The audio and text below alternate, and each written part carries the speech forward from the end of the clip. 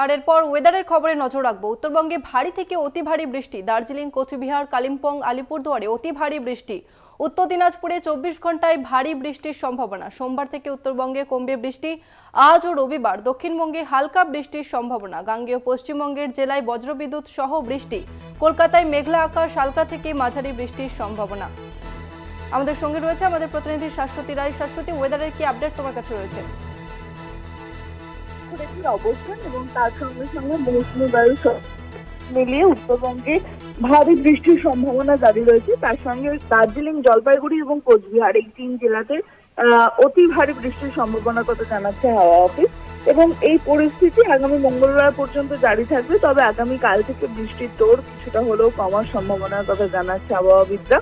তবে গাঙ্গেয় পশ্চিমবঙ্গের উপর যেহেতু মৌসুমী বায়ুর অক্ষরেখার অবস্থান এবং একটি ঘূর্ণাবর্তের অবস্থান রয়েছে, যার জেরে দক্ষিণবঙ্গে বৃষ্টি শুরু হলেও তা হালকা থেকে মাঝারি বৃষ্টির সম্ভাবনা রয়েছে।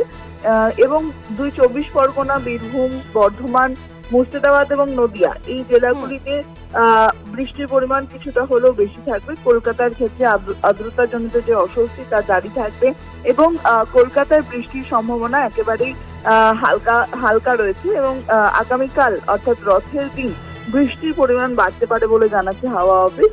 সেক্ষেত্রে মৌসুমী বায়ুর সক্রিয়তা রয়েছে একেবারে উত্তর পূর্ব বঙ্গোপসাগর পর্যন্ত, যেটি এই মুহূর্তে পুরুলিয়া এবং কাঁথি হয়ে বঙ্গোপসাগরে মিশেছে। এবং সেই বর্ষার বৃষ্টির যে দৌড় তা ইতিমধ্যেই শুরু হয়নি এখনো পর্যন্ত দক্ষিণবঙ্গে।